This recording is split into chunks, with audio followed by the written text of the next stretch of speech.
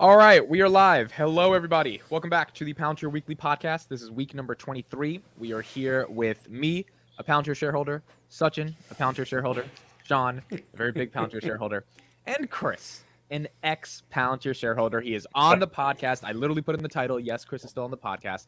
We love Kris. He's going to offer a lot of opinions and thoughts on all the Palantir news this week because he wasn't too excited about it, which is good because we have some contrarian views. But before we get into Palantir, we're going to spend about 10 minutes on what's going on in the macro economy. The S&P was at 360 on June 16th. It went all the way up to about 429 or at least 430, and it had a pullback this week. And a lot of analysts are estimating that the S&P should be at 3,200. That we are still we still have way too much liquidity in the market. That 8.5% on inflation. In March, we were complaining about it, but just because it's down from 9.1%, now the market's rallying, it doesn't really make sense. And this rally that we've seen in the stock market really is uncalled for. So I want to start off with Sean. What are your thoughts on what's going on in the macro? Do you have any short-term predictions on where you see things going, and how are you kind of playing what's happening right now? Yeah, so guys, thanks for having me on as always. Appreciate being here with you guys. Look, here's the reality. I don't think this is a prediction kind of situation here. I think what I see is the same sort of consensus theme that we saw about a year ago is still in place today. I think we've got a general issue with politics getting in the way of clear economics. This is on both sides of the table. I think we've got an unsure economy where shipping and um, general routes to market are getting harder and harder to work with. I think capital has dried up, but yet is still flowing to the wrong areas. I think in general, there's a lot of tension in the world. All that to say, I don't think anything's different than it always is. For me, it's the same kind of up and down market. It's the same kind of market where you have to be able to play based on what you believe your thesis is and based on real numbers. We talked about this in detail the other day between these one-off meme stock bursts, things that happen with earnings, and the general issues that are going on in the world. I think at the end of the day, we have to look at this for what it is. Data is changing. Real estate is slowing. Interest rates are up, although this down slightly. Gas is going to continue to go up. I think that's just a given. And I think we have to look at things more than ever in terms of what we see fundamentally and less about what we see from a technical analysis perspective. I'll make a final comment on that quickly, but I'm a big fan of using technical analysis when I'm looking at predictions in the near term. This doesn't apply to just stocks. This could be for currency arbitrage. This could be for commodities. This could be for interest rates. But the problem with looking at a technical analysis view of a macroeconomic world is that there are many nuances that are hard to predict and see, especially when we know that we have, and I'm talking about the US here, we have elections coming up. We know that no one's going to allow bad things to happen with elections coming up. So there's going to be a lot of sort of the old invisible hand of capitalism is not invisible anymore. I think it becomes almost a question of how do we predict the politics, which then predict the economics. That's sort of where my head is at in a nutshell. Sachin, your thoughts on what's going on in the macro, and if any of this feels a little bit artificial given the current rally in the past couple of weeks? I agree with the San on this one. See, like I discussed, that all the issues that has led the decline, they are still persisting. Nothing has changed.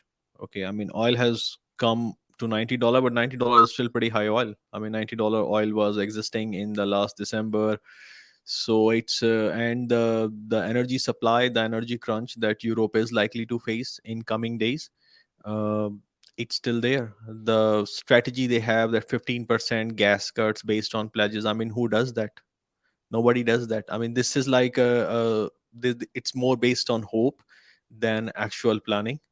Okay, there have been some debottlenecking in terms of few supply chains, but supply chains are still overclocked in terms of the issues related with the geopolitical tension. They are still there. The Chinese issue is slightly heating up. I have my own view like why it is heating up, but overall, nothing has changed in general. There are countries which are still struggling with the employment issues, the inflation issues, and until and unless these issues actually go back and there is a real investment in the industry, market is very difficult to come back. If we're seeing that companies are cutting um, lot of expenditure, they are hiring less despite whatever the view was last year.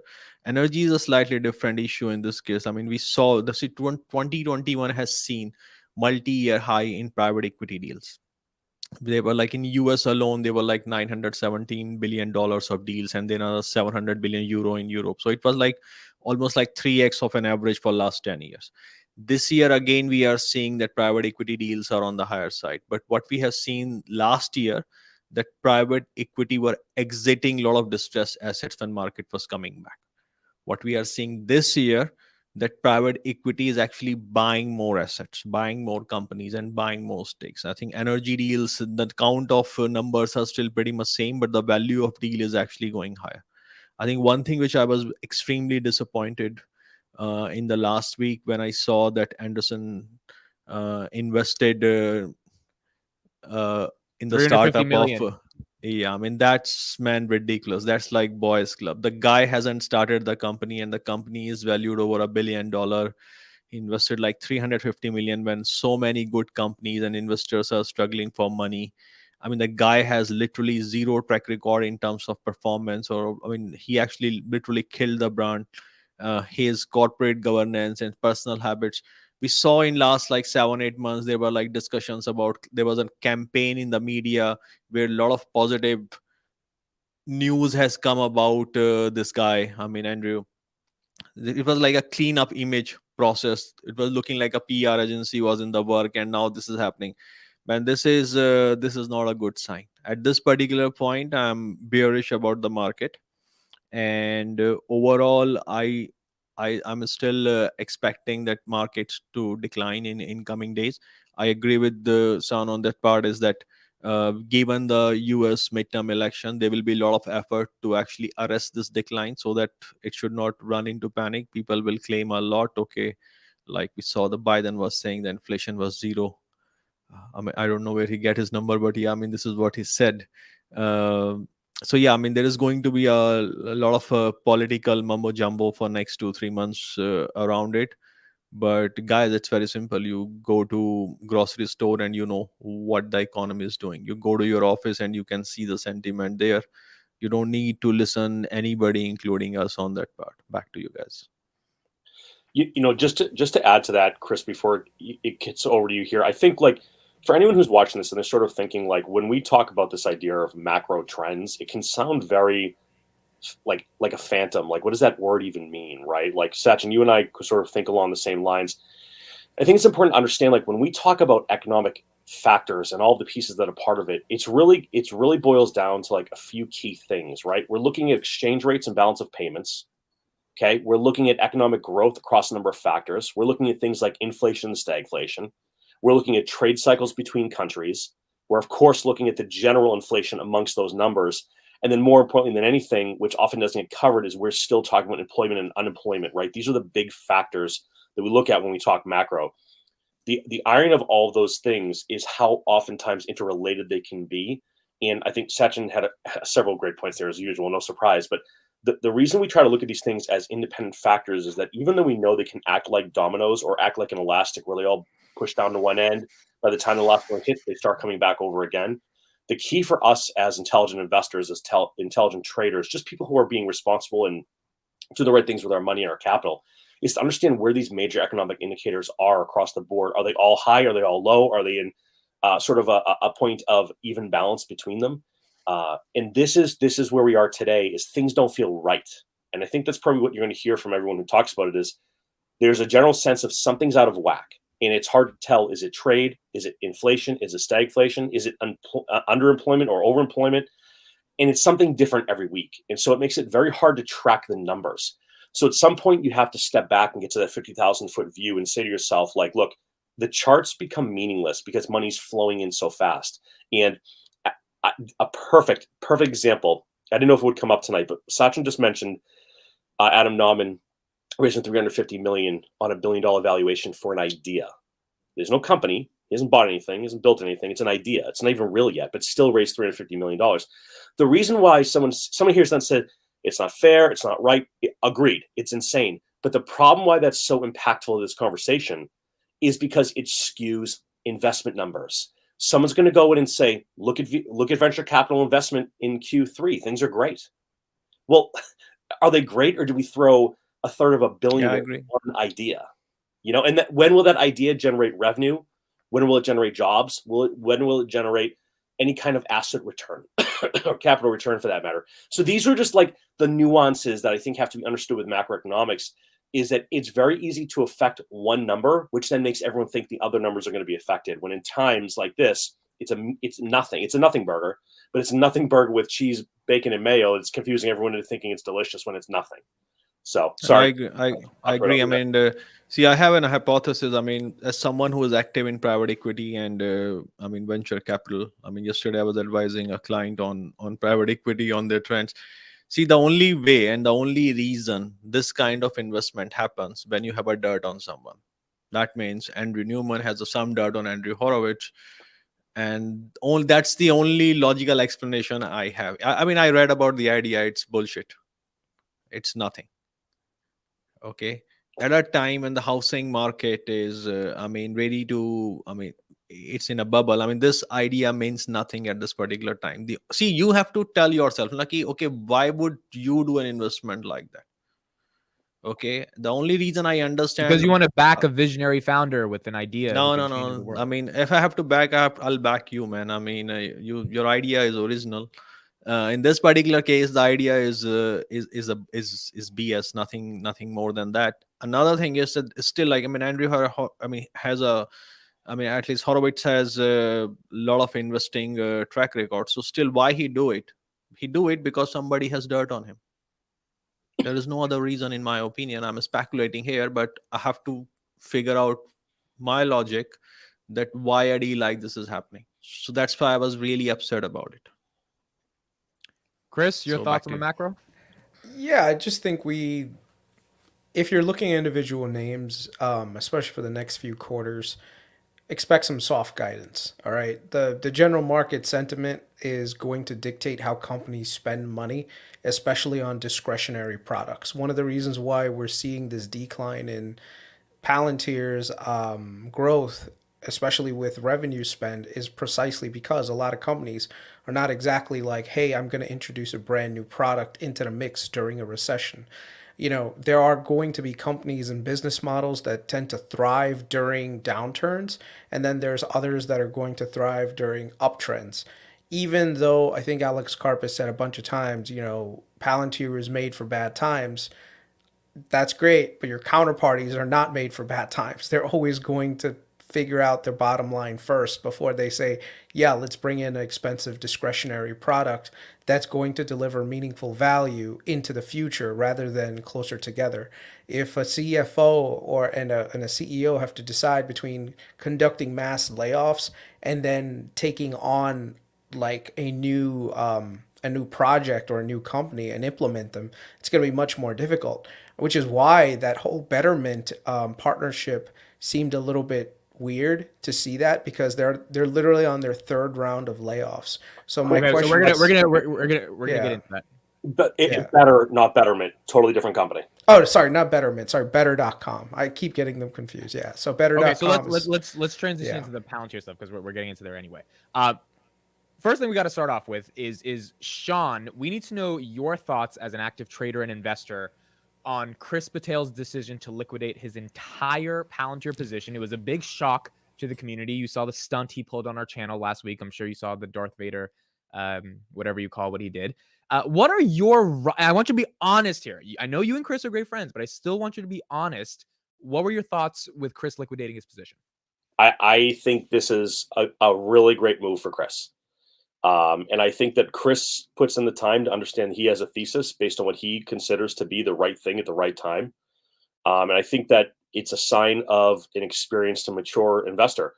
It has nothing to do with Palantir, in my opinion. I think what he really did was he believes there's a more asymmetrically balanced risk reward at another company. I think it's foolish if you believe that and you don't act on it, then it's probably silly to move forward and do that. I think that there's different ways that anyone could play this when they hear that kind of news. They could go all in on, I think you said snow. So let's just say they're all in on snow, right? One thing to remember is like there's going to be a lot of winners in this sector. It's not going to be one or two, and there's different ways to play it as well. So I think the reality is there's a really common mistake that people make. Okay. And the mistake is that they base their thesis on an investment on when they bought it, not what it is today. If I'm looking at Palantir today, whether I've been in it for 10 years or 10 minutes, I have to understand its value based on its current price. Too many people are looking at its value based on the price they bought it 2 years ago.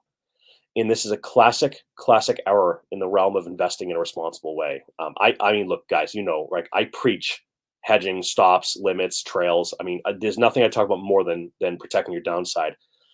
Um, I can look at both these investments myself and feel like there's a play for both. Sometimes what I'll do is I leverage a strategy called a 2-1 inverse. It's something I've been doing for years. It's not really commonly used, where I take a 2-1 position across the board. It could be both positive, it could be an inverse, or it could be a short position. In this case, if I'm super bullish on Snow, but I think there's still opportunity in the underlying Palantir piece, what I'll do is I'll take, I'll break it up into thirds. I'm going to move 2/3 of my capital into the preferred option while leaving a third in the other. If I think it's an opposite play where I really like, if Kris is saying, and I want to be clear, I'm not putting words in his mouth, so I'd love for a response. But if Kris is saying, I think Snow's the better opportunity, and I don't feel as good about Palantir, that's not the same thing as Kris saying, I'm buying calls and Snow and puts in Palantir, right? Or going long term to look for the exit. I think he's simply looking at this from the standpoint of that there's a better asymmetric return for him. For myself, I'm in so low that even with the downturns, it doesn't bother me in the least. My thesis is that my $7.50 average is a phenomenal price to own Palantir. So for me, it's an ultra no brainer. Clearly, Sean, I think people want to know in general before we get to Kris, would you buy if you had 100,000 and gun to your head, you have to pick one to go all in? I know this is imaginary. Would you pick Snowflake or Palantir, and which one? uh, okay. So let me just say, not that I don't want to answer the question, but I don't invest that way. So I know you don't. But I'm asking you to pick on the spot. You got to pick one. To me, the asymmetric return would be in Palantir, but the ratios of risk is not clear, right? Because you guys have to understand, like, you can't. It's not third grade. Like, it's not all it's not all green or all red. So I do think, though, if you gun to my head, yeah, I'm more into Palantir, but I also have spent 20 years working in analytics and AI. So, Okay, Kris, your thoughts on Sean commending you for doing what you had to do? I mean, I don't think he's commending me. I think he's just saying like what a lot of reasonable people have been saying, which is everyone has to make a decision on how they're going to proceed with their investment. And the other thing is, people's thesis change. I know sometimes people like they want to. I know some of the people in the comment section are saying, "Oh, Kris is paper hands." Okay, well, tell that to the people who are basically completely broke because they put their money in Voyager and didn't even get out. You cannot have a situation where you're putting all your money or all your eggs in one basket, and then just because you have the fear of missing out on the gain, you don't readjust your thesis, right? So for me, a lot of my thesis for Palantir was starting to change mainly because of their go-to-market strategy. Like, I do implementation work in my full-time job. I can tell you right now, the way that they're trying to sell their products is the most critical piece of, I think, their weakness right now. And because they're not correcting it and they're not doing it in the timely manner which is required for a SaaS business, I think that's the part that really jars a lot of the original thesis that I had that made me so bullish on Palantir. With regards to like this new product that they have with Pipeline Builder, I think it's great. What I saw was an amazing thing, but at the same time, I've also seen other amazing products that have never really truly made it into the space where there's going to be mass adoption because their go-to-market strategy is broken. Whereas when I look at Snowflake, I see them capturing larger and larger market share, and on top of it, they're also capturing the developer community to required to make that the sticky product. What makes it a sticky product isn't that you love the product, it's because everyone loves the product. Anyone that I spoke to over the last year and a half, they are very comfortable with Snowflake. It is their preferred choice of software to work with. And I know that there's this criticism of thin product, like because Alex Karp said so. But you guys have to also take into mind it's built that way purposely so that it's very efficient to deploy all over the place, right? If you're trying to go for mass market, mass adoption, That's the kind of thing that you need. Someone on the comment section is like, oh, look, they're paying AWS all this money every year. Yeah, but guess what they don't have to do? They don't have data centers to manage on their own and have every data center in every region. Also, if they were to get into the cloud computing game, they'd literally be competing against hyperscalers that have a much lower cost basis in maintaining things.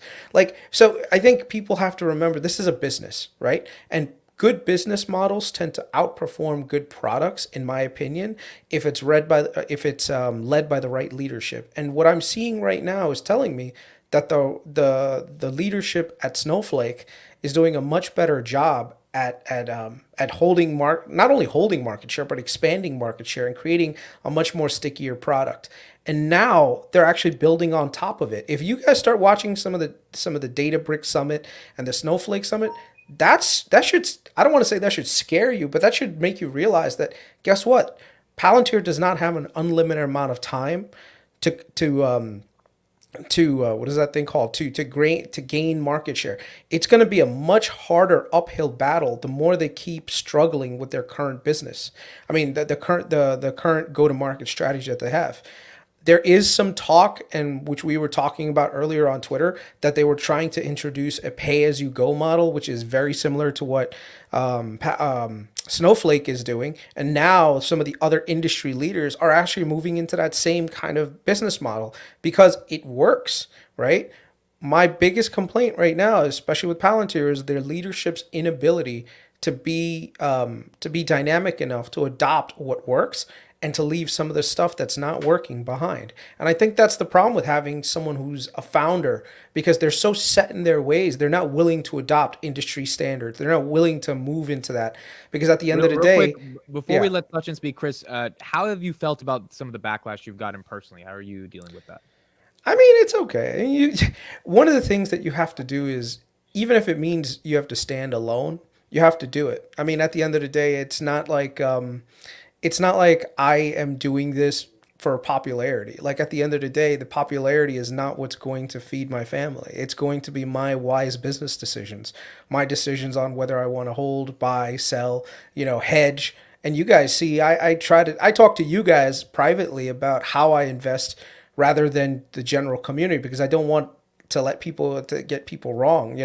Like me and Sean, I've gone back and forth with you like multiple times, like, hey, I think right now we're in a difficult position with Palantir. I'm going to sell covered calls, but the thing is, like, I don't broadcast that out as much to everybody, because at the same time, I don't want to, I'm not an investment advisor.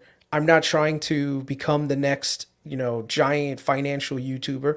I love talking about certain companies and certain topics, and I like the community that I'm part of. Well, I'm probably not part of that community anymore because everyone's kicking my ass out of it. No, you're still here. You're here. Your thoughts on some of the stuff we talked about? Yeah, but like, I would just say that the market is just like, I'll just parrot on what just follow up what Sean was saying. This market is huge, okay, and it's growing. The pie is growing.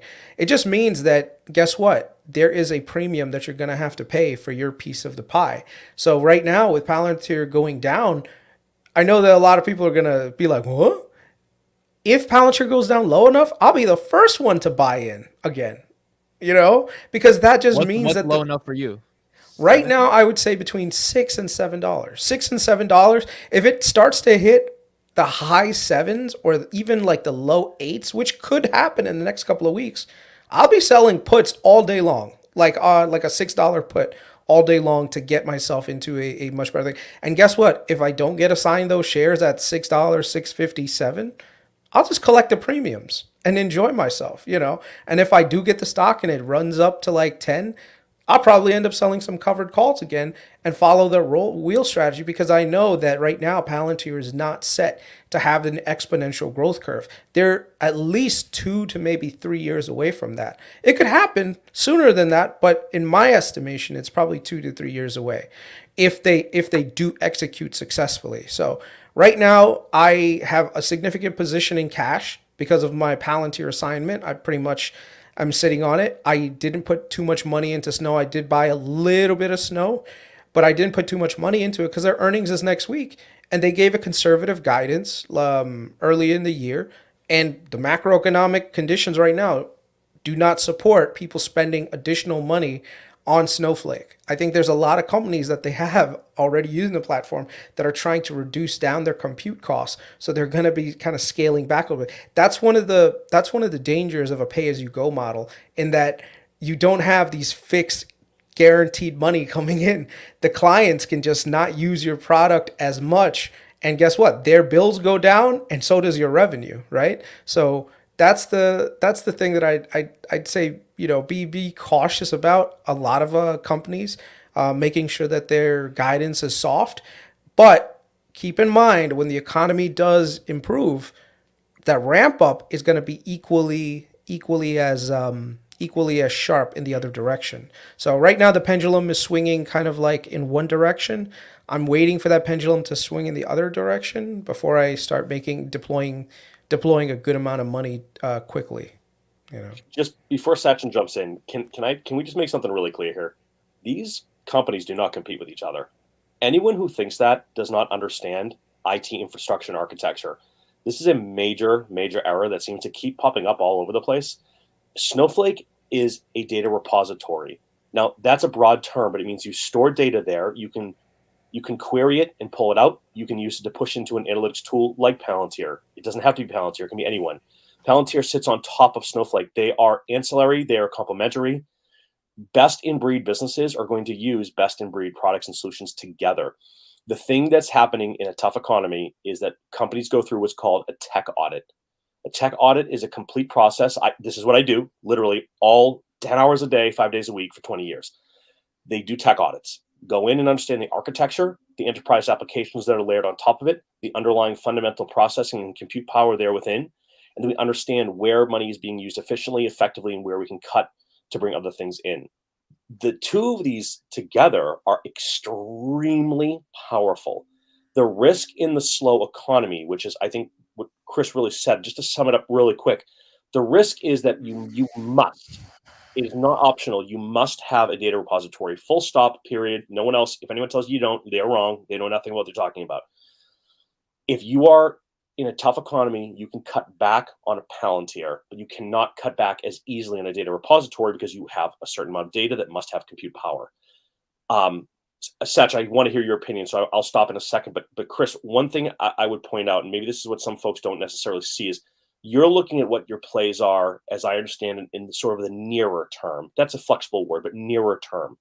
The asymmetrical return of why someone like myself is in things like leaps is because I'm not looking at how tough things are going to be for 6 months. I'm thinking a year, 2 years, 3 years, if and when or maybe they fix their go-to-market, their sales issues, and their commercial business growth, I can see the explosion of this upwards and outwards. But the opportunity cost of that not happening for 3 years is Kris's biggest point, right? Well, I disagree, but it's only because the average return in the market is between 8 and 12%. If I can get a double or a triple, I'm going to blow those numbers out in 3 years. I mean, if this thing gets back to 20 and it hits 7, that's a 300% return. Right. That's where I'm at. Now, keep in mind, I'm not losing any opportunity of it. I'm playing options where I'm just simply paying premium. It's a minimum amount to spend. So right. I think where people might assume we're all saying different things, I think if we actually slice this into timelines, we're not that disparate on our end game or our play. It's about how do you solve. Snowflake is all about optimization at this point and growth and expansion, because everyone and their mother's using Snowflake. Palantir has an equally large TAM, but a lack of execution within the TAM. So they're focusing on what's known as a SAM, a serviceable addressable market, that is growing across all products, but they haven't executed it yet. That's why why you think there's a moonshot. Well, I think that's why there might be an opportunity. Right. Is that it takes time to fix these problems. Full stop. But Sean, we got to get Sachin in. But Kris, but there's one point that I do want to make. There are products that both Snowflake, Databricks are coming up with that are starting to resemble some of the things that make Palantir what it is. It's not like you have an unlimited amount of time before your competitors start to create products that are going to get you to the end result similar to what Palantir is doing. Not 100%, but so here's an example of something right now. the data marketplace, right? Application marketplace that right now Snowflake just introduced, right? It's starting to become a ubiquitous thing. Companies can take their data and sell access to that data to other companies. This is something that Palantir could do very easily in the future, but guess what? If the market's already saturated with everyone using Databricks, that becomes the standard platform by which everyone is going to be sharing data. And that marketplace is what's going to become that standard. So here's an example of that. It's like if you go back to 2008, 2009, right? You had BlackBerry, Apple, and Google. Well, Google wasn't really doing much at the phone at the time. One of the mistakes that BlackBerry did was they didn't support that developer community enough to build on top of it. So there wasn't enough value that was created. Whereas Apple embraced the developer community, right? And because of that, there was all the phones had all sorts of applications on there that were third party that could be utilized, that people could use and actually make the product better. Whereas BlackBerry, they were so slow to adopt that kind of mentality that in the future, if you looked at 2012, 2013, BlackBerry had barely 1/10 of the applications running on it that were standard on Apple products that everyone loved and everyone using. And then at this point, it became hard for BlackBerry to convince them because they had lost so much market share that, to the developers, like, hey, can you guys start building your applications on our platform as well? Right? So that's the key right there that I'm trying to just address, which is making sure that Palantir understands that you guys have a great platform, you have a great system, but there are verticals that you guys need to get past. Otherwise you're going to get left behind, and your total addressable market will be cannibalized by these other competitors. I'm not saying you'll lose, but guess what? If you're telling me that Snowflake, Databricks, and even Amazon with their Redshift, BigQuery are not trying to figure out how to sell more of their products and cannibalize some of the stuff that Palantir is doing, that's I'm telling you, it's just not what it is. I think Coach Strap said it one time. Your competitors get a say in how you operate. No matter what you say, like, you cannot operate like a monolith and just say we're going to do things our way, and then the customer is just going to have to suck it up. Your competitors. What are your thoughts on what Kris is saying? So I have 5 things to share. I think the first thing is a joke. I think it's good to have a sticky product, but product should not be this sticky that it stick to your hand. It has to stick with customer hand, and that's what first thing Palantir has to get right. The second thing is like Son said. I mean, the Snowflake and Palantir don't compete, and that's the reality. I think the question is then why we pitch them together. See, if I'm a customer, I have my cost has been cut. I have certain dollar to invest. I want to invest that dollars with certainty. And the messaging, access, sales force of Snowflake is actually giving it to me. So at this point, if I have to make a call that where should I invest that money, therefore this competition is always implicit, though they do different things, but people who are spending money, I mean, they have limited money also. And at this point, a lot of companies have still not solved the database problem. That's why a lot of money goes there. And as he was saying that at the end of the day, see, the end game, the third point is not building database or cloud database or data lake or data layer. The end game is to solve problems, to operationalize AI in the organization, and that's what a lot of companies have not done it. So once these database problems are sorted out, people have to do that. And this is where I think the Kris argument becomes valid, is that what is the timeline of it? Okay, people like us who are extremely long in Palantir, I mean, we think that building that kind of skill in an organic way is not an option for these companies. So what will happen, that they will end up buying other companies, which will first, I mean, the multiple is already high. Okay, that means when you're buying, there's going to be a lot of equity based deal, okay, which can increase a lot of goodwill and assets in a wrong way on the balance sheet. So in order to compensate that, Snowflake has to do a lot of growth. I mean, Snowflake literally have to have a revenue of around $20-25 billion by the end of 2030. Okay, that's a lot of growth. And at this particular point, with inorganic growth, can they raise capital? Can they do that? Yes, I mean there is a risk on that part, despite their smooth execution so far.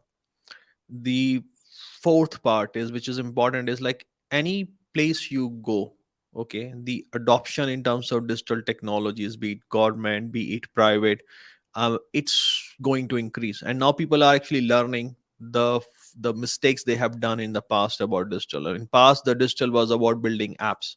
You digitalize a process, you have made digital transformation. But now people are learning that digital transformation is not about making apps, it's about disrupting how you do certain activity. Okay, can you actually remove an activity altogether by making all the process of value chain digital? And that is where we talk about a lot of design engineering, and the process engineering is actually coming in. Why supply chain is such a hot topic? Because people are now realizing that with digital visibility you can manage supply chain risk in a lot of different ways. Okay, that's why it is becoming a hot topic. The fifth part, which is to me is the most important part, is when I hear what Snowflake is saying, I see them actually doing that after 4 to 6 quarters from there. When I see what Palantir is saying, I'm see Palantir is struggling in doing certain of some of those things. Okay, so to me, the execution is a major risk on Palantir. Okay, when we are looking. So when I talk about like my bull case, okay, my bull case for Palantir is actually quite big, and that's the reason why I'm so long. My understanding is that at this particular point, see, company has no debt. They have a lot of cash. If they get the ideas right, they can get the multiples improved a lot. Okay, there's a lot of scope of improving multiples in Palantir than what you have in a Snowflake. I think one thing which uh, everyone has to remember, that Palantir has to reach a critical point, and that point is, for example, like if you go to 2018 and 2019, I think it was becoming a point that anyone who has AWS has to have a Snowflake. Okay, because if you don't have a Snowflake, your site reliability management was a nightmare. So the moment if Palantir can achieve a critical point where people realize it doesn't matter what you have, Databricks and Data Robot or Snowflake and AWS, you have to have Palantir to extract value out of it. That is the critical point for Palantir. If Palantir doesn't reach that point, Palantir will never become a monopoly. See, monopoly means everyone has to have it, and can Palantir create that kind of uh, impression and requirement? At this point, like people like us think, okay, I mean, we have seen what it can do, but a lot of people still don't believe in B2B that Palantir can actually do it. So that must have compelling point. Okay, I mean, it will, the macro will work, some good examples will work. Sometime there are compelling events like we saw in the case of COVID-19 when everybody wanted to have it. But you see, now the memory of this is fading to the people. People are forgetting. A lot of people actually don't remember their feeling exactly how they felt in the first month of COVID-19. You think you remember, and that's what I say. All good investors, they always write journals. Okay, so that you can go back and you can actually read exactly what you were thinking that particular day. Okay, so I expect Palantir should create that kind of compelling event in a year or two. If Palantir doesn't create that kind of compelling event, yeah, I think in that particular time I have to reconsider my position. Okay, back to you guys. Sean, go ahead. So, yeah, agreed across the board. I think the problem is we're trying to break complex B2B offering down into bite-sized pieces, which is where the problem is.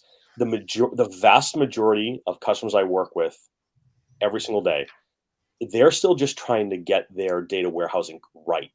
This is a big problem, whether it's MongoDB, whether it's Snowflake, whether it's AWS, Azure, GBQ, the list can go on and on and on.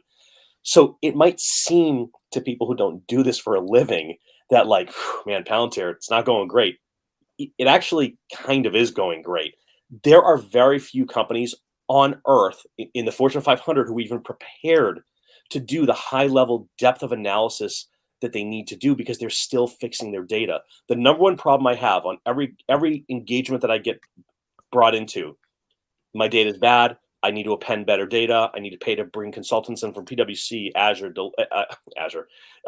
Deloitte, etc., is to fix data. Most of these folks are still standing their databases up. Once we get past this initial stand-up, then the bonanza of analytics happens. It may not be Palantir. I think it could be. And based on the most... How long do you think that's going to take? We're almost there. We're getting there. I mean, keep in mind, like this entire world of cloud is less than 10 years old at scale, right? So we went from like on-prem servers, then we went to virtual machines. Now we're talking true cloud built on architecture. But the problem is lots of businesses, I'm telling you this firsthand, are still operating on legacy systems in their closets. And the problem for a lot of modern analytics tools is they can't work with that. This is where a full-blown solution like this comes in. I'll just say this. When I was working on Watson and Cognos at IBM, we spent billions and billions to make it right. And guess what happened? It wasn't right because it was such a big problem. This approach of like, I guess Palantir's not doing a good job. You know, hey, sorry. What are we basing this information on? Solving the most complex problems on Earth, guys. On Earth. This isn't about storing boxes in a closet and organizing them by alphabet in a data warehouse. This is about 30, 40, 50, 1,000 data points that have to use complex algorithms that need to learn over time to get better. That's why, for me, it's a long play, and I can see the future. And the fact that people are already talking about the fact that it's best in class for what it does, that's the exciting thing here. Kris, your thoughts on anything Sean's just spit right now? No, I agree. But like I said, it just goes, to me, it always goes back to go to market, right?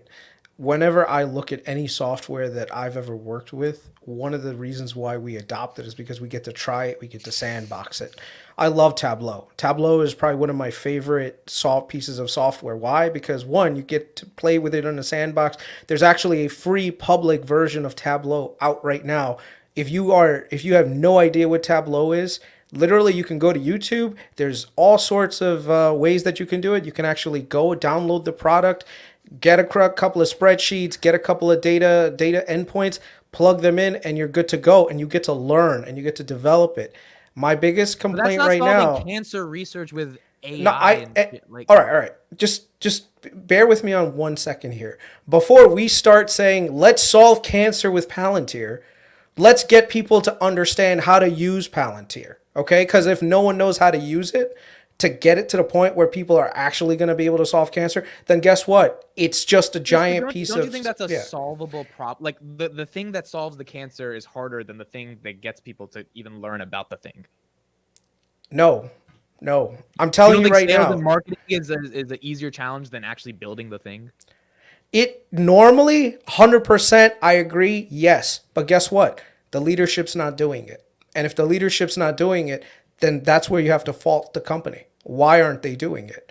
You're right. Sales and marketing, you could ratchet up, turn up very quickly unless your product is super heavily complicated, and which is one of the problems maybe Palantir has. Their product is overly complicated to the point where, you know, maybe the people that they're selling to, it's hard.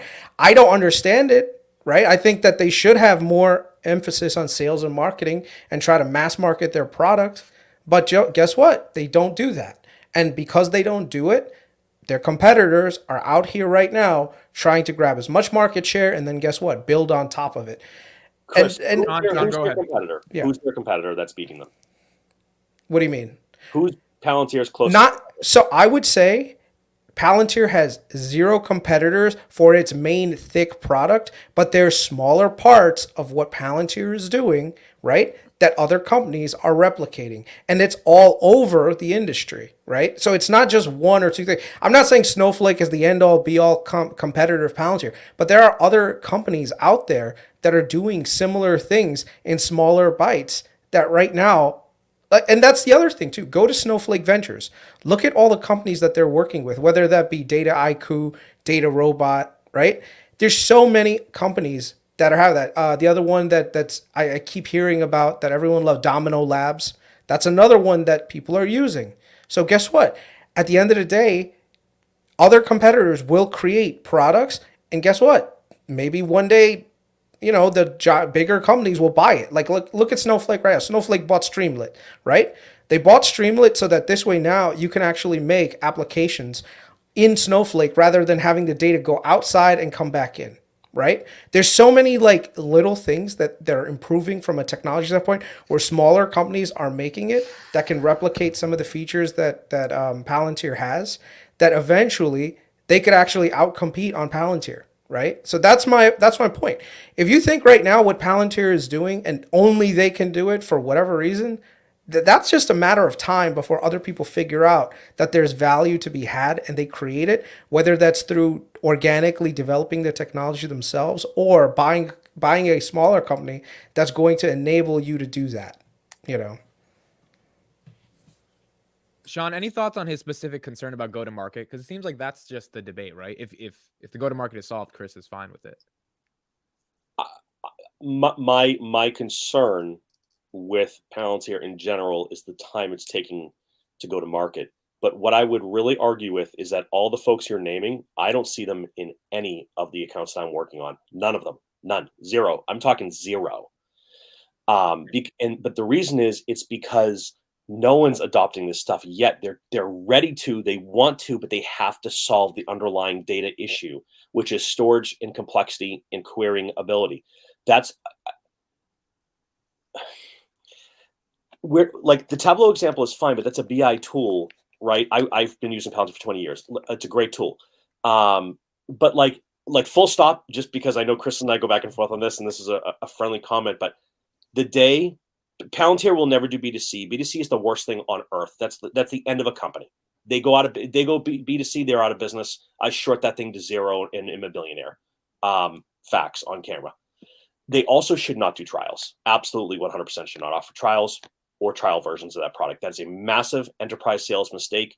That is for junior companies with inferior app-based products. It doesn't mean that they can't eventually come up with a product that is app-based, light, and cloud-centric. But the versions of the product they have now, and guys, I'm not trying to like drop a lesson here, but I led sales at IBM and then another company and now another company. Okay, like you cannot sell enterprise sales 5 licenses at a time. You have to build interest in the solution and then groundswell in the development, and then you sell the entire 5-year deal at one time. There is no such thing as doing big deals for $1,800 at a time. It doesn't work. It'll never work. Then it takes 2 years to stand it up. That's the model of a Palantir, and I don't work there, guys. Full transparency.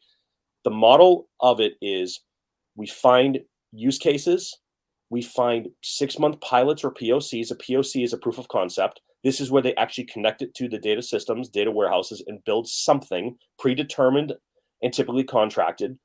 Then, if it's successful, they will execute on a contract. That's why you see sort of some of the numbers that are coming out of Palantir.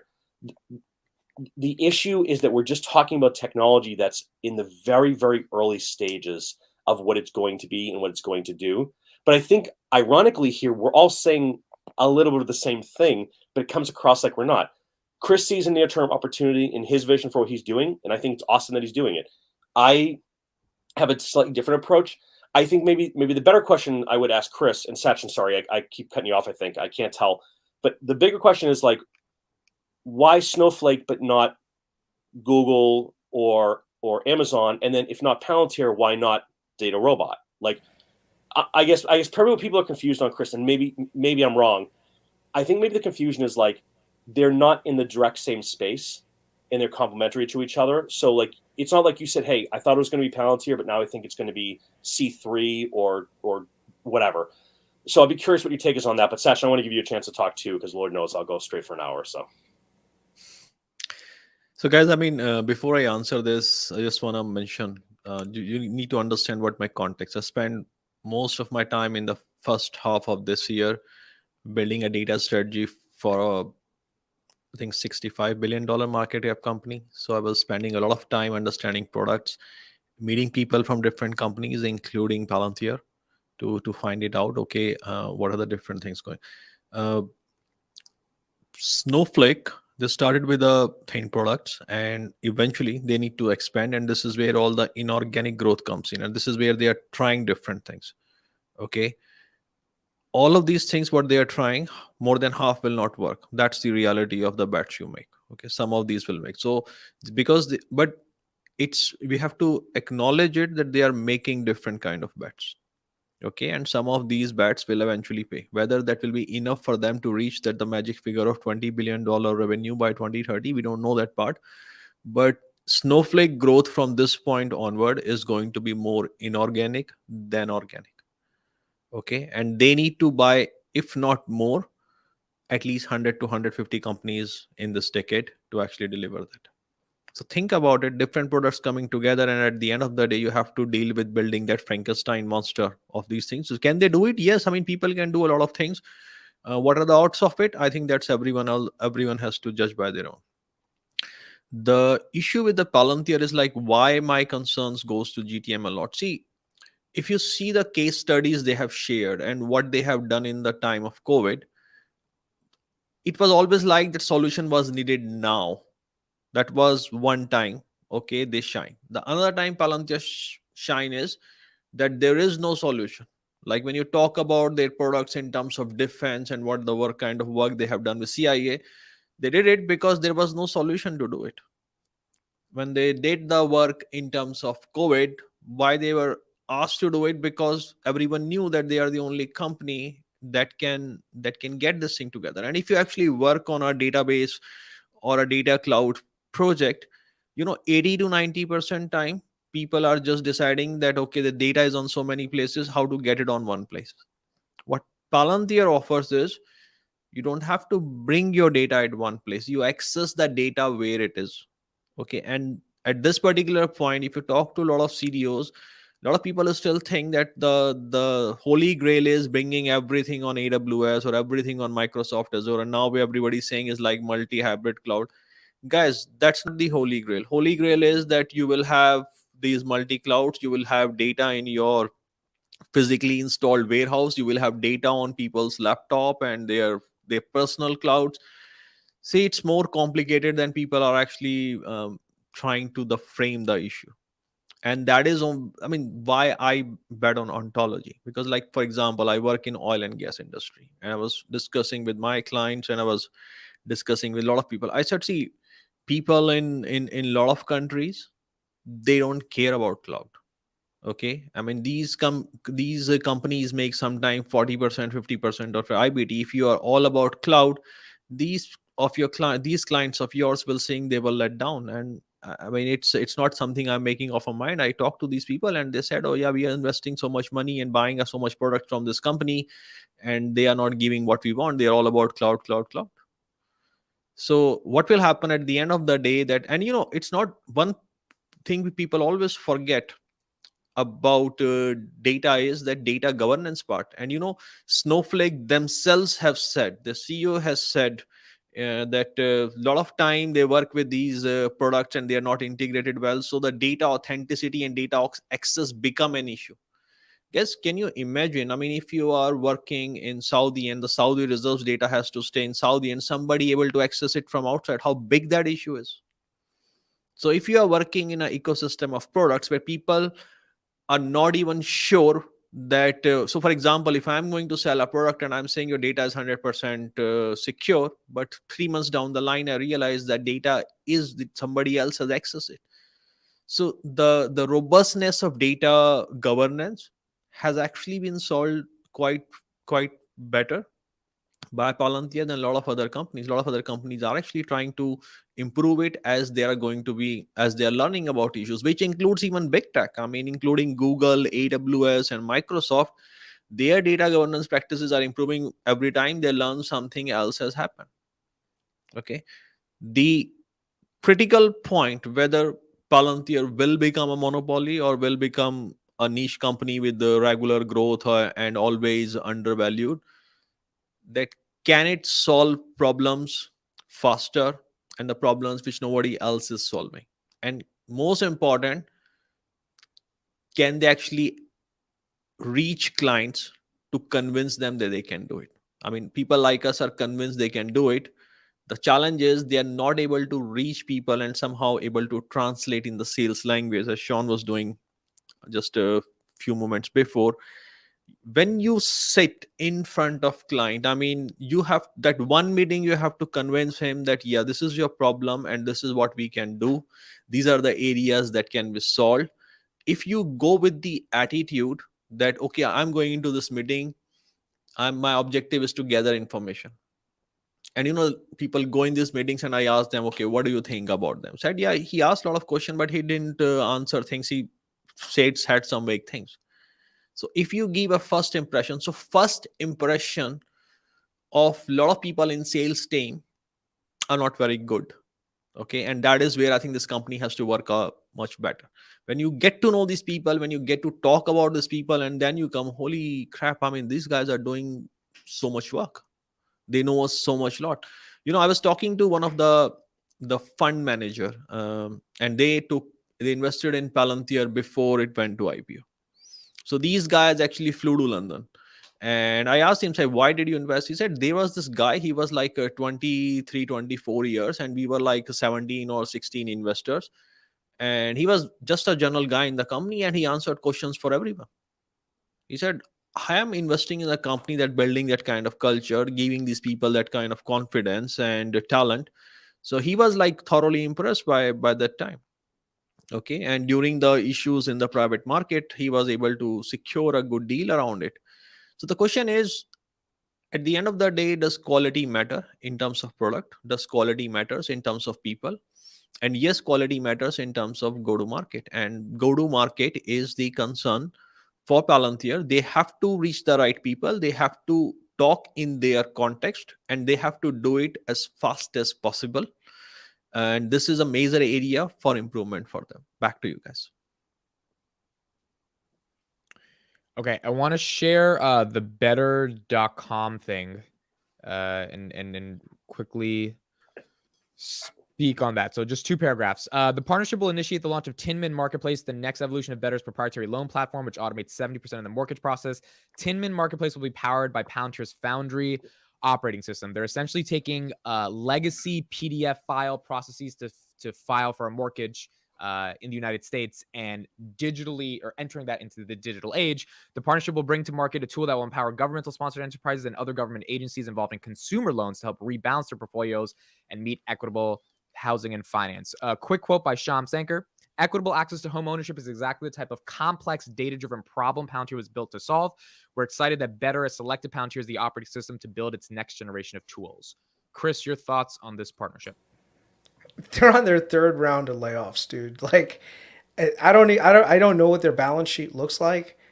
I don't know what the cost of convenience was for them to partner on this. Maybe they needed Palantir like crazy, where they needed to figure out how to get rid of all these data engineers and have Palantir do all the work. But this just reminds me of the SPAC deals all over again. Like I said, I don't know if there's any money being exchanged by Palantir giving them any money, right? In which case, then they get that money back in credits.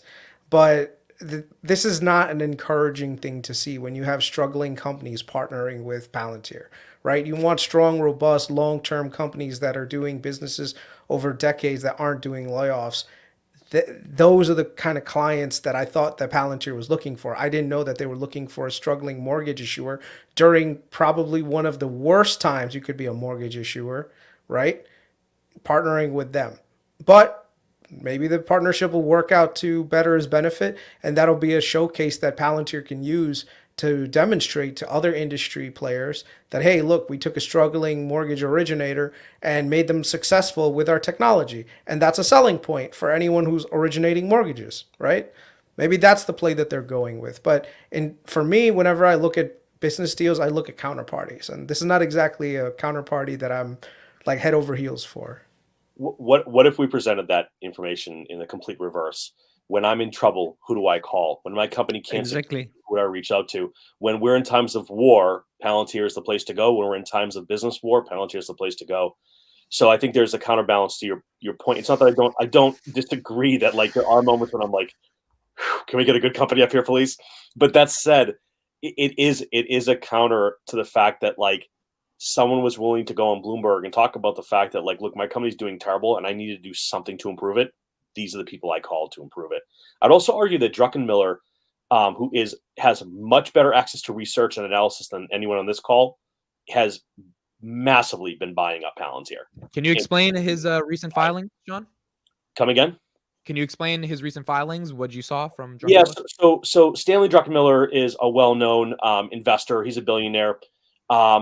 So essentially, in the first quarter, because of his status, and he runs what's called a family office. A family office is essentially like a hedge fund, but your own money. You don't take in outside capital anymore. Okay, just for those who aren't used to it. So Stanley's a brilliant investor, has done really well for many years. In fact, he's been in the market forever. So Palantir now represents a top 10 holding in his overall portfolio, and he doubled his size of his stake in Palantir in the first quarter, and then he in what's called a 13F. It's essentially saying, here's what I'm buying. In the second quarter, he added yet again. So there's some who could make assumptions that maybe he's trying to DCA into a better price. Maybe he's trying to up his share in the company. Maybe he sees something the rest of us don't. But he's currently sitting at like 4.25 million shares, so 4.26 million or so. What I know is this: I don't have access to the kind of analysis that he does. I don't have access to the kind of research that he does. I don't have access to the kind of data that he can work with. He sees something that looks really interesting to him. Now, I am not an immature investor. I frankly don't care what anyone else does. It's just another data point for me that I use against my thesis of what I think could happen. For me, in the way that I operate, and the way that I operate within these trades, is that I'm looking. Look.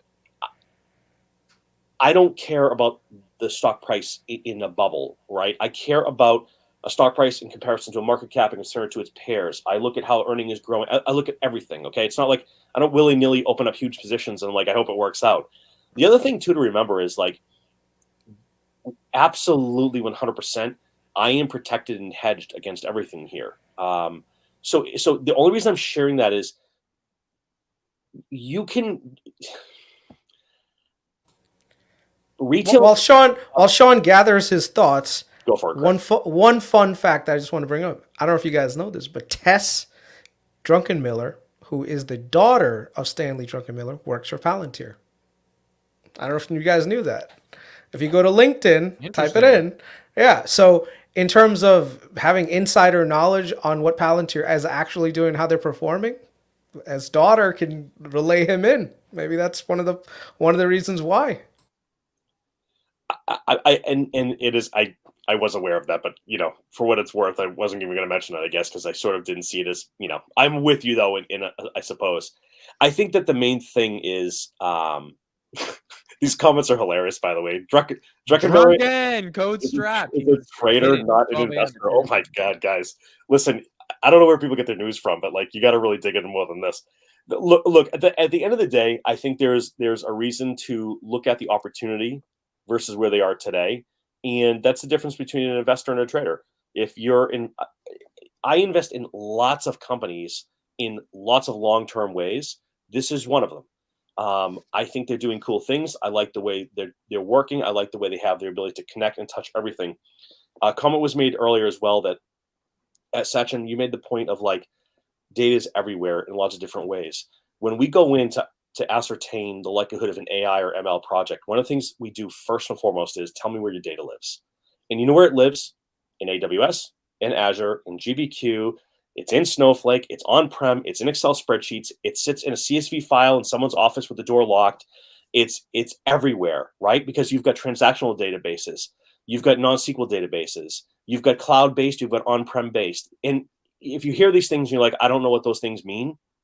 Well, you got to know what these things mean because you're not investing with all the information at hand. And I think, Kris, probably part of your thesis as well, not to put words in your mouth, but part of your thesis with Snowflake is Snowflake's acting as a query engine to connect lots of these as well. So it just depends on what part of the workflow of data you want to be in. Is it the storage? Is it the processing? Or is it the analytics on top? I think there's the application development using the storage, because that's the next area by what Snowflake is trying to go towards, right? So that's the other thing too that I'm trying to just relay you guys in, that the industry is not standing still, and especially companies and I'm not saying I'm oh my God, Snowflake is the next greatest thing, but I'm just saying there are competitors out there. Databricks does the same thing. You not only have data ingestion, but then you have other tools that people can use to develop things around it. Right now, the application pool, the talent pool for people who are certified with Databricks is growing immensely. Same thing with Snowflake. So that's all it is. So right now, yes, a lot of the stuff is stored in all those databases. And one of the biggest benefits that Snowflake has is that they're vendor neutral, right? You can have your storage in Amazon, you can have it in GCP, you can have it in Microsoft, right? But then if you're trying to develop, let's say, business applications, you can do that with Snowflake now that you didn't have before. So like I said, instead of just saying, oh, Palantir, I would encourage you guys to look at Snowflake a little bit and see some of their offerings also, and just see, hey, what can these guys do that Palantir is saying? Because what I'm starting to see is that starting to happen, right? Where the things that Palantir used to say that, hey, we're the only ones that can do this, people are coming up and doing things that you guys are saying you're the only ones who are doing it.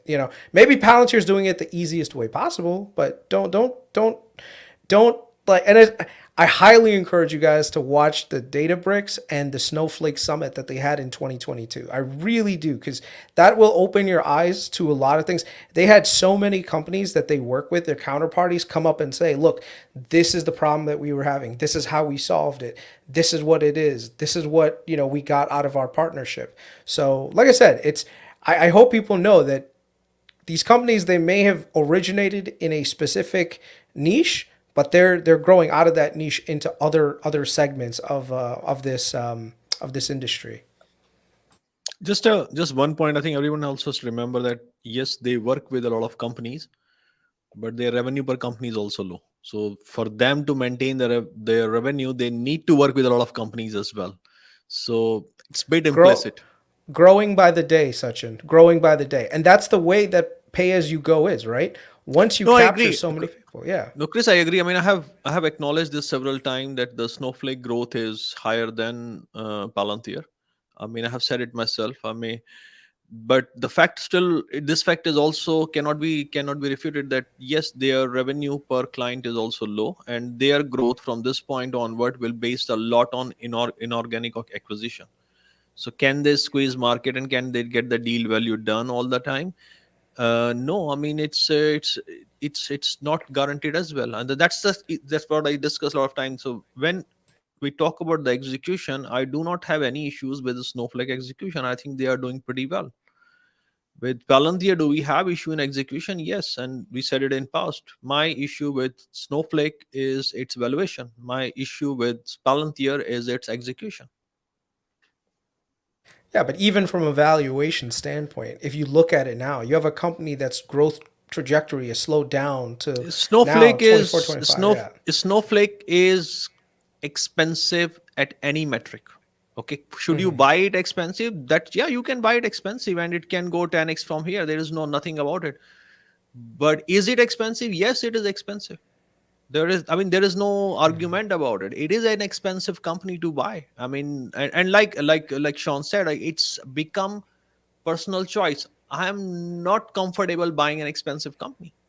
But come on, Sachin. If you were buying Palantir in the 20s and you're saying that, hey, Snowflake is still expensive, I would just say from a relative perspective, we have to take that step back. Right now, I would say that Palantir has slowed down. When I was buying Palantir in 20, Snowflake was 440.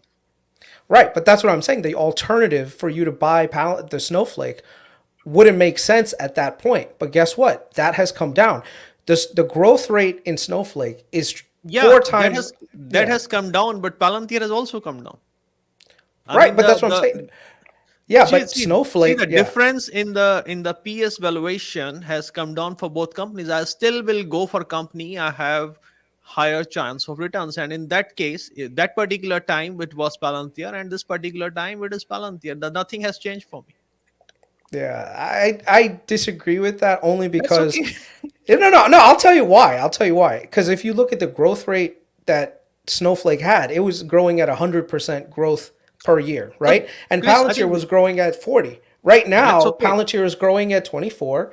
Snowflake is still growing at around 80. Maybe this quarter it'll be 60, 70. right? No, Chris, I So think how that is the can point. That is the point. I think when we talk about growth rate, we also have to look back what is making it grow. And this is what I'm saying.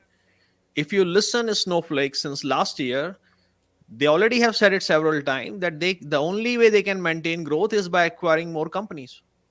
So putting a strategy that is entirely based on inorganic acquisition to maintain an 80 to 100% growth rate is a risky strategy, in my opinion. I could be wrong.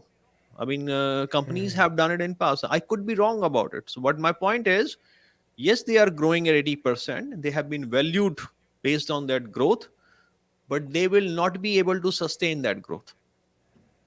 That's my point. I tend to agree with you that yeah, it's hard to sustain it, but that's something that's going to be left to be seen. I Yeah, think I from agree. a I agree. yeah, Chris, Chris, that's Chris, yeah, Chris, did yeah. you buy Snowflake because it's gonna be December soon? Dude, don't ask stupid questions like that, man. Come on. Don't take a serious It discussion and snows just in yeah. December. Did anyone get Yeah, I'm snow? bullish on snow. I'm bullish on snow. Right. Okay. Because you're in New York for work, so Yeah. snow. No, Did man. no one get that freaking No. joke? Dude, dad jokes don't work for you. You're not a dad yet. Once you get the kiddos, dude, you can make all the dad jokes you want. But Okay, that's last thing we gotta talk about. Sean went on CNBC. He said their Palantir is the best healthcare startup. Sean, what were your thoughts when he said that? So, I mean, who went on CNBC? Shyam Sankar, the Oh, COO. Sean. Yeah. Okay. So like I'm gonna talk from like healthcare. Healthcare is, first of all, like, just so we're all on the same page. Healthcare is a lot of things. So let's talk about how healthcare is massive. Everyone is trying to get after healthcare. Okay. So like that's the first and foremost thing. Um, when we tried to do this with Watson for Healthcare, we spent $40 billion trying to solve for how the complexity of this problem. And the truth is, it was way too early, and there was no one even close to being ready from the standpoint of MDM, from the standpoint of data warehousing and architecture, from the standpoint of getting data where you need it. And they spent even more money trying to buy other companies to bring them on, et cetera, et cetera, et cetera. Right? The place where I think Palantir sees the opportunity is that we're at a place where these data warehouses are more developed now. There's been more work done in data architecture.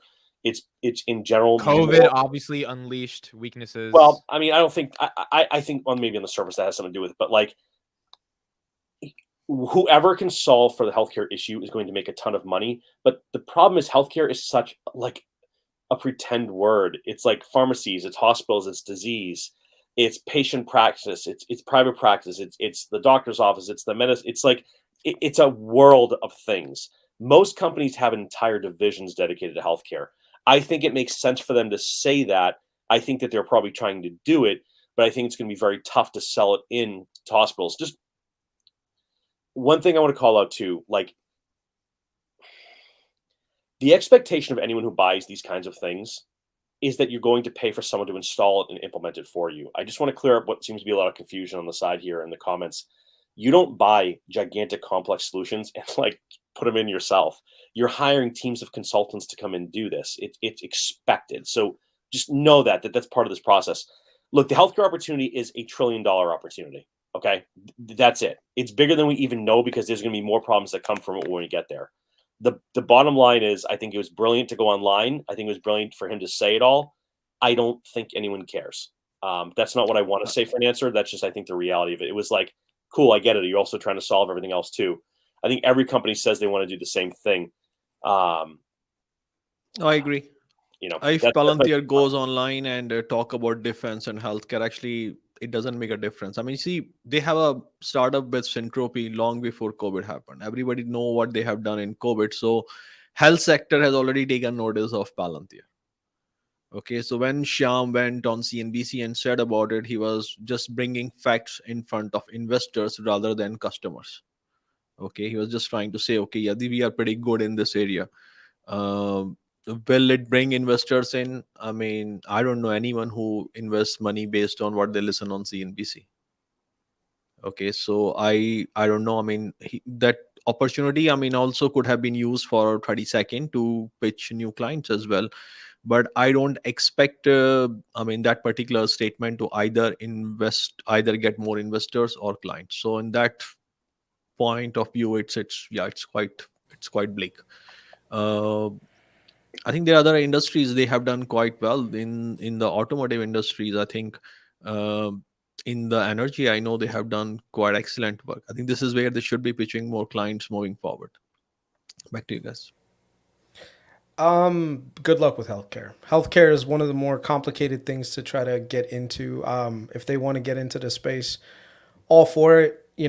There's a lot of siloed infrastructure that we have in healthcare because of HIPAA relations, because of all sorts of issues. It's not the easiest to put in. Hospitals also don't exactly have tons of data analysts or data engineers. They try to prioritize on hiring healthcare professionals rather than people that are going to be wrangling data. And on top of it, business value is hard to prove out unless you have a lot of data. So right now, the way that I would say is that, yeah, Palantir could come in and help develop some KPIs and see if and change some things around that could help a hospital system, but it's a very hard thing to do. I think that they should focus on the higher margin sectors that can afford them. Right now, the healthcare area is probably not the place that I would target, but that's me. Whatever. But Kris, to be fair, I think you're approaching healthcare like in terms of what you do in healthcare. I think the pharmaceutical, the R&D world is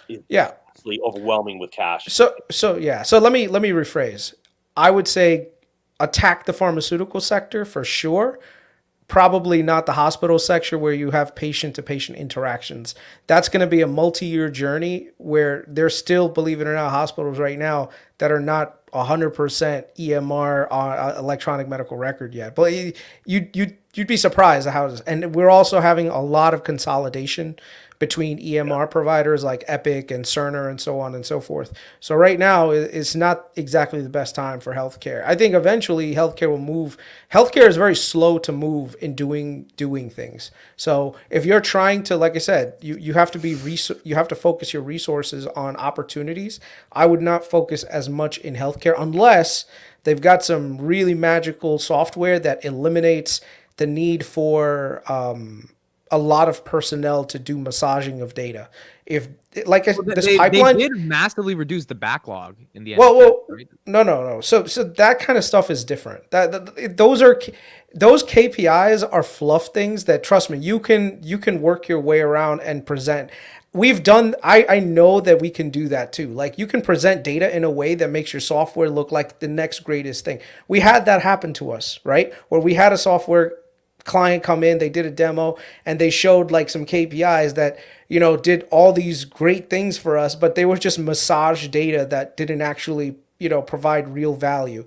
So I wouldn't necessarily just go based on one anecdotal example and as this is the magical product that's going to solve all of healthcare's problems. Healthcare has so many problems that we need to tackle. But let me go back one thing and just say, I would say Palantir needs to really focus in on the bigger industries right now that are able to have a lot of discretionary spending. Healthcare does not have a ton of discretionary spending where we try and pilot things just for the hell of it. And that's the other thing. The price point for Palantir is rather expensive, and having 4 deployed engineers come in. So unless they have a product that can deliver business value very quickly with very low friction, most hospital systems are going to see them through the door faster than they would like. The only thing, though, Kris, again, like, just to call it out, it's not that I disagree with your point on the hospital system, but just to think about it in terms of like we're also talking about the general medical insurance realm. Massive amount of money is part of this conversation too, solving for costs. So the problem is, just for folks who don't work in this business, when we go into companies or hospital systems or pharmacies or insurance companies or FinServe or tech or manufacturing, whatever it might be, there's 2 conversations you're having. You're having what's called TCO, which is total cost of ownership, and you're having ROI, which is return on investment. Traditional data warehouses are talking about total cost of ownership. Traditional analytics, BI, and future-based AI ML is focused on ROI. So they got to get their story right on getting TCO quickly with ROI. That's the part that's going to be important. I think that the healthcare piece is going to be a mega component for everyone. Like, I think Palantir does win here, but I think other people win here as well. But I think that we're talking about $1 trillion business where anyone who can grab a slice of it is going to make a lot of money. So just to call that out, I think that the conversation here has the feel of like we're arguing about who's going to be the winner. And I think what everyone has to understand is like there are already lots of winners. They're all winning. We're talking about a company right now. We're talking about a company in Palantir that's sitting on billions of dollars of cash. They've got 50 million in gold. They've got $1 billion in secured facilities. They could do anything here. They could acquire. They could be acquired. Maybe that's why Druckenmiller is in there. The biggest red flag to me is nothing that we've talked about. It's perception. And I know we've been on for a long time, and I gotta eventually say hi to my family here. But like, Franklin, Palantir is not winning, guy. They could do almost $2 billion with $2 billion in cash. Oh my gosh, you guys, forget it. Like, look, we're talking about a company that's worth $20 billion in market cap with 10% in cash, does 10% a year in TTM. I mean, like, this is what winning looks like. We're just being absurd as a market by expecting companies to have outrageous numbers all the time. We're in a general economic downturn globally where all companies have seen 50, 60, 70% rundowns in price. You can play this anyway. Play puts, short the stock. If you think it's garbage, make a ton of money doing it. Fine, go for it. But at the end of the day, there is massive amounts of data in the world that no one knows what to do with. Companies like Palantir and Snowflake are going to solve for these problems. There will be some who win big. There will be some who win in the middle. There'll be some who don't. But at the end of the day, we have to work with this data. These are the companies that are going to do it. The one red flag for me that we didn't cover, and it would open up a whole bag of worms. I'll just make a comment. I just randomly typed in Palantir NHS. Do you know what the first result was? Trump's. It was probably, hold on. It was probably the BBC like arguing why they shouldn't be involved because of their privacy concerns with healthcare. Right? Yes. So the very first one was from The Guardian, and it says Palantir, Trump backers data firm that wants a big deal. And you have to kind of laugh at like just the absurdity of why being an investor who protects himself, it's so important. I think for that we have to thanks to Open Democracy and George Soros for pumping Guardian against all the FUD against Palantir in last few years. Yeah, but guys, wouldn't it? Goes right back into what I've been trying to say. This can be solved by dividing their commercial and their government divisions, right? Where the commercial can be spinned off into a non-Peter Thiel related thing that's completely separate from this whole Palantir. Because right now, Palantir's name has a ton of stains on it and a lot of blood on it. And no one, I discussed this with the Palantir guys also, because like last time the Guardian article came and I was talking to them. Whatever damage has happened has happened. Okay, the damage is done. From this point onward, and the way the macro is changing, actually people are getting more open about it, that a lot of things we have been following and opinions, it's not valid anymore. So I'm against separating government business and commercial business as two separate companies. You have two different business lines and you can run it as separate as possible, but company has to be the one. Okay, that's my opinion. Okay, if they separate the companies out, I'll probably even divest out of this. Okay, because I'm not sensitive that the cash is coming from commercial or cash is coming from government. Cash is cash. Okay. Second thing is, it's very difficult to build a place in a government business. So if you are in, why you lose your position there? Okay. See, if you see like when the Trump was president and the kind of coverage he was getting, it was pretty bad if you see the liberal channels, and and I used to watch a lot of those. Okay, but if now Biden is president and we see how it is doing, so it is very difficult for me now to see like, okay, was that Trump was untouchable, was that untouchable as seeing what Biden is doing? And the way I think about it, I think there are at least a lot of people who think that yes, we were against Trump, but liberals are not doing as good either also. Okay, so all these articles that comes in Guardian and all that, yes, at one time they had a sense and tone, but a lot of people actually don't care about that anymore. And a lot of industries, if you can make money for them, they'll go and touch you. They will not make you untouchable. Okay, if you go to 98, 99, the kind of sentiment Microsoft had, what happened with Microsoft at the end of the day, everybody wanted them to split. They still survived and they're still doing pretty good on that part. Of course, Bill Gates got his own foundation to clean his image and everything. So it's just a phase, and we just need to, yeah, it will be over. I'm not Well, concerned Kris about it. doesn't think it's going to be over, right? Kris, that's why you're concerned with this whole government stuff. Then. No, the thing is, both from an execution standpoint and from a public perception standpoint, spinning off the commercial would make a lot of sense, right? One, you completely go commercial right now. All right, I'll tackle it in three different sections. Number one, commercial is growing much faster, deserves a higher valuation. Right there is point number one. Point two, because commercial is not involved with government related work and issues around privacy, that basically Palantir has kind of stepped in it and is known to be this spyware company. Once again, there's a lot of players that are hesitant to work with them, or they have employees that will prevent them from working with Palantir, specifically because of the bad public perception. So that's the second reason. By spinning off the commercial side, you kind of take away from that original Palantir name, right? And the last but not least, the go-to-market strategy right now for commercial is completely different how you sell to a commercial client versus how you sell to a government client. Right now, there might be a little too much overlap and also some competition among the two divisions for resources. Right now, that's the other thing. Yeah. Chris, that's perfectly fine. I mean, having in company managing companies' internal friction is a whole different thing. And in my circle at least, and I could be an anomaly, is there is a lot of awareness about this thing that few people sitting, like there are only very few people in the world who are deciding what is right and wrong. This is not acceptable. I mean, in Asia, there is a lot of dissatisfaction about it, that European leaders or Canadian leaders and US leader telling us, okay, you should be doing this. Why we should be doing this? So the same dissatisfaction, when I talk to a lot of people even in my friends in Europe and US, they also have it. So this whole idea, like when we talk about that, why government business is hurting them because of this idea the Silicon Valley has generated, that working with government is a bad thing. People are raising questions against. You see, tide will not change in a day, because this culture has grown up with a generation. Now people are asking question back and challenging them back, that what you said, it's not valid. And actually in the issues we are looking in terms of Russia and Ukraine, I mean, yeah, you can post all kind of messages in social media. It doesn't matter. Somebody has to take an AK-47 or a Javelin and has to stand in front of Russian army there. Okay, then somebody has to support them on the ground. You need people there.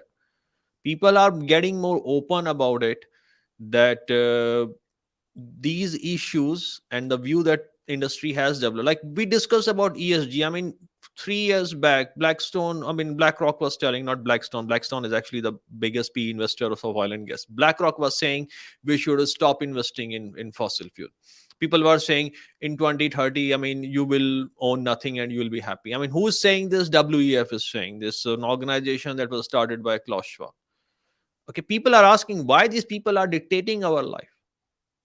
Okay, like for example, I was helping an ESG fund earlier this year and earlier last year, and they gave me we were discussing, a lot of companies had a lot of good ratings, and I said, do you understand what does it mean, the ratings there? Are sitting in Malaysia or Indonesia, where a lot of our clients are actually very devoted Muslims, and we are going to talk to them, and they'll say, okay, why this company is doing, and we say this company has a high rating because they endorse the recent and the whatever events happening that includes LGBTQ. I mean, do I support LGBTQ? Yes, but when I'm investing in front of my investor, my fiduciary duty is, where do you want to invest? Are you comfortable with it? Getting him the right information. So there are a lot of people asking questions about it. So all this FUD that has damaged Palantir by Peter Thiel supporting Trump, I think that damage is over. It has happened. People will be upset about it, but I don't think it matters moving forward. If people are going to take care of this point moving forward, that working with government is a bad thing, and any company who is going to push it, that company should be penalized. And this was exactly the mission where Palantir started, that few people sitting in Silicon Valley or in Wall Street or meeting in Davos can decide what world is doing. and this is why I'm invested very long in, because I believe that is the right way of doing the things forward. So I'm very strong in terms of opinion that Palantir government business and commercial business has to stay together, and whatever friction we have and whatever opinions we have around it, it should not hurt company in a long term. I could be wrong about it, but that's my opinion. Ahmed, could you share what Matt just wrote? Just a recent comment a second ago. So I think I think the only takeaway I would say to anyone is that my entire explanation and thesis when I talk about something like Palantir is based on exactly what Matt actually wrote here, is that it is a small percentage of an overall balanced portfolio based on speculation and a place to look for growth. Um, you know, it's less than 4%, but like I think there's a call out here to be made that there's lots of ways to look at risk based on the factors. Sachin mentions a whole bunch. Kris actually mentioned a bunch in both directionality here. I mean, look, like if we stripped out the entire commercial business, okay, this is my singular approach to this, even with all these things we talked about tonight. Okay, my singular focus is this. Can I double my money on this position? What would it take for me to do that? In a small speculative position, which I do hold some equity, but it's primarily derivative based. That's how I generally do things. I use derivatives. Okay, it's an important call out because that's why sometimes my path is different than others. What I'm looking at is assuming they didn't get another dollar of commercial. What is the value of Palantir's government business? Then add in cash. Then add in cash equivalents. Okay. If we were to shut other pieces off and optimize for that and have higher margins on that, that's where I start to slice and dice the numbers here. And that's when I look at earnings. That's the degree of understanding here is like the politics, the sales team, the go to markets. These are hugely important.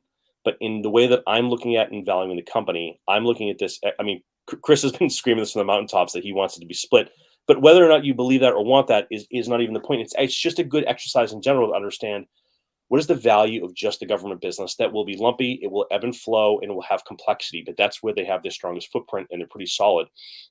So you could really make the argument there that if they keep growing their government business over time and they can find ways to get new contracts and new places to operate globally, that business in and of itself can probably support the current valuation. The commercial Code Strap has said that many times that he thinks that Palantir's government business is 100 billion TAM already. And the problem is that people get excited about this because it sounds like for a lot of people it's the first time they've invested or they're very invested in it. But IBM, Oracle, every major software company on earth has a massive government division, and it has not hurt Palantir from getting all this business. They all do analytics. AWS has a massive government business, so does Azure, so does every company we've talked about tonight. Google. They still have all their contracts, and they still keep getting those contracts. So sometimes you have to look at this not from the standpoint of, you know, is this versus that versus this and who makes the decision, but in a balanced, intelligent portfolio, we're looking for outsized gains from a speculative perspective, which is how I approach it, which might be different than everyone else on the call, right? But for me personally, that's why I look at this from the standpoint of when it was in the 20s, I was making videos about how I was selling puts against it. I'm sorry, buying puts against it and rode that all the way down. I took all that and jumped into leaps in the $7, $7.50 range. And I think that my point in sharing this with people is that you can think a company's doing great things, but not necessarily agree with the current price or valuation. So it's okay to say like, hey, look, I would rather buy in at 6. Maybe you never get there, so you never get any shares. Well, it's on you. I mean, I think sometimes you just have to stand back. I can assure you in the back end, this cannot happen. Absolutely, there is a steel wall between data because that data is not really making it in the way people think there. But that's a comment for another day. I just want to share that because I think there's a lot of passion here, and it's good. And it's actually great diatribe to share amongst friends because I think everyone on the call is. But it's just also important to understand that your strategy and how you play it is also very equally important in your understanding of the technology and your depth of understanding. You might know nothing about this space, but hear all the news about it and say, you know what, I'm going to take a shot, but I'm going to use a stop loss to protect the downside. Cool. You might look at it and say, hey, I want to hold this for 10 years. And I'm going to DCA into the position. Hey, if that's what you believe and it's the right thing for you, go for it.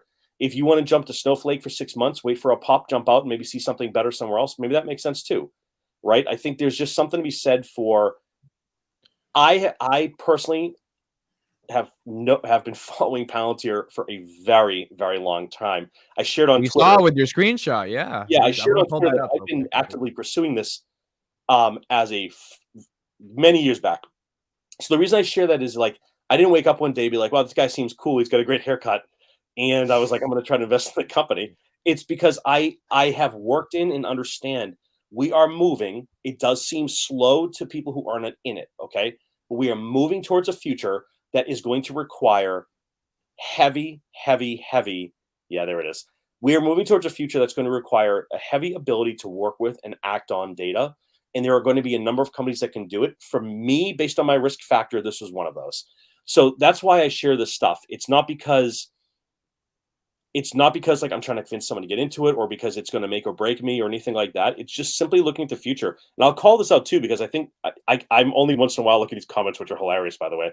But like, I have a lot of Palantir, but I have a lot of C3 as well. And I also have I have all of the players and I have them all hedged and all protected because I want to be able to take advantage of whichever one will be the winner. I'm going to reap the rewards of that winner. And that's my approach in general to how I look at things. So anyways, guys, I took in a diatribe by accident. I meant to make one sentence on that, but I think that ends the pod. Hour 35. This was awesome. Thank you everybody for being here. Everyone's links are in the description. Sachin's Twitter is there. He just launched a new YouTube channel where he's talking a lot about career and strategy and advice. So I would highly recommend everyone checking it out from his Twitter. Awesome videos with a lot of great editing I checked out over the past couple of days. Kris's Twitter is there. Sean recently just crossed 1,000 followers on Twitter. So awesome for Sean. I would definitely recommend following him there as well. Great discussion. Kris will continue to be on the podcast every week, helping us analyze the Palantir news from a bear perspective. Because even when Palantir tweeted a video this week, Kris basically said their video was a piece of shit. So it is what it is. Whoa, hold on. I did not say it was a piece of shit. I said you the fact quite that literally said you almost ratioed them by saying, "Hey, when are you guys gonna make a video people understand?" No. I said, when are you guys going to actually have a product that people can try instead of just showing off on a damn video? I'm telling you right now, that's how you get people, even from a sales perspective, you actually let them sandbox it and use the product. Because what I saw was amazing. That right there could solve so many things. Like, it could literally take a data engineer out of the equation and let people do a lot of the work that they need from the analyst side. My comment was, great, another product no one gets to try or demo. We're just supposed to go on your word that it's a great without any sandbox or however. Stop with the theatrics of high production videos and release a demo product. My goal is to shame them into finally releasing some stuff so that everyone from a technology perspective, even from like developers, softwares can actually try to use it so that people aren't not just scratching their heads 2 years after the IPO. What does Palantir do? What does Palantir do? Because right now you go to anyone in the industry and you ask them, hey, do you know Palantir? No one goddamn knows who they are. No one. Sean, do they know do the people that you work with, do they know who they are? You know? No, I mean, I'm saying this like full transparency. I've never heard it brought up in a conversation even one time. However, my take on that is the opportunity of what that represents if they get traction, to be totally fair. But I understand why, Kris, you would feel that same way, though, of course. Yeah, people need to try things before. Like I said, there are people right now working with solutions that are not that great. And if Palantir says, hey, here's a demo product of something that can make your life easier, the developers would become your biggest advocates. You wouldn't have to go and use LinkedIn to try to do fucking sales leads, which is what they're doing right now. They literally did a garbage. All right, I'm going to be heavily critical. They did some streams on LinkedIn that were complete garbage because they kept crashing. They kept going down. It didn't work right. And the reason why they did it through LinkedIn was so that they can collect all the people that signed up for that stream and see who the decision makers were and use those as leads, right? And then they reached out to the leads afterwards. Whereas if you just do your thing on YouTube and have a link to the product, you can try it out yourself. You'll have developers screaming for this product, literally knocking on their CTO's door. Hey, listen, we've got something really great that we need to get this Palantir people on board with. That's the problem right there. But so, Kris, what you just defined would require 50,000 salespeople to build out 1 million free demos with custom data Like no one does that. You just can't. The costs are massive, massive, and no one will ever buy it because they'll think it's free and cheap. So it's like one thing to do a pilot for 6 months, generate revenue, and tie that revenue back to those individual reps, which by the way, they're largely free also. No, but dude, you can't do a trial version, 14 days where it gets cut off. And guess what? Enterprise clients are not going to say, "Oh yeah, let me use the freemium version for the rest of the time I'm using this product." They're going to say you need the enterprise version. No way. When they make an app that's thin layer, maybe you can offer a trial or lightweight version. But you're talking about launching a full-blown product that has to have product integration.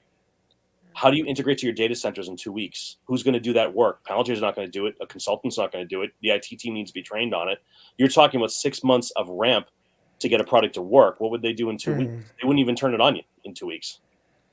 I don't think so. If their product is highly scalable, then no. They can make a modular. They should be able to make a modular product that lets you just sink in very quickly into your data and let you do what you need to. You know. But like I said, I don't know. We'll see. The beauty of it is you can play either way and find a way to make money here. I think that's the real. If we're being honest here, we're talking about how we're trying to make money. Let's just be totally fair here. So for what it's worth. Yeah. So I think real quick, one thing which often get confused is Palantir has said it, and people who use it. See, getting Palantir running is fast. Getting Palantir doing everything you want with Palantir, that takes time to ramp up. Okay, so I mean, a lot of time what happens is that you can get Palantir and you can, yes, get some initial analytics, some sort of work or some sort of insights in short term, but you are not buying Palantir for small things. You want to actually solve complex things, and that needs data integration at a very serious level, and that's where it takes time. So I mean, please don't mix up these two things. I think CodeStrap can say it better than me because he is using the product at this particular time. See, Palantir messaging for mid-career or mid-level senior management is poor. No questions asked about it. I mean, I have most of the people in my community know about Palantir because they see me talking about it, or I push them, or I tell them, okay, use it or buy it or something like that. But yes, I mean, the messaging for Palantir is an issue, and they need to sort it at some point of time, and better the earlier. I have to call out the best comment I've seen all night. I'm sorry, I have to do it, guys. Go ahead. Free trials with ads. I know it's so good. That's so good. That is such a funny, awesome comment. I would pay to be advertised. I would put my 50,000 startup video paid to get more views on a pound. No, CodeStrap is saying it's not hard. Like it's easy to do. And I did it in 5 minutes, dude. So yeah, it's easy enough to do. 1,000 customers sign up, guys. Do you know how many trial requests I see a week? Thousands. We say no to 99% because it's not worth the time to do it. You have to ascertain before you start a real sales cycle. There's a lot of the components that go into it. Kris, I agree with you. If there was a guardrailed, pre-fenced, pre-data built version, that I will agree with you on. If it's full-blown versioning, that's where for me I get concerned. But if you're saying, or CodeStrap can say, look, we've got this version of it where it's like 90% built. You connect some data as a sample CSV, then you just run it off of that. That I could see as a potential offering. My fear gets into like, how do you test the APIs? How do you test the data delivery? How do you test the hypothecation? How do you test the model build? And model discovery takes months before you can get statistical, meaningful numbers from it. So, anyways, you guys, I'm getting pumped up because I'm in the mood to go sell some analytics deals. We're almost 2 hours now. Now we got to end it. Please, if 256 people here, thank you for staying here for 2 hours. It's really been amazing. Links are in the description. Please check out everyone who has been on this podcast. That everyone deserves the follow and subscribe, just because we're working hard to create content for the community and really give some perspectives out there. That's it for us. That was it. 255 people, almost 1 a.m. Eastern Standard Time. Thank you for being here. We'll be back next week. Maybe Sean will join us if he's free. If not, we'll keep it going, and we'll keep analyzing Palantir. And Snowflake. Hey, thanks, guys. Palantir only for me. Thanks for having me, guys.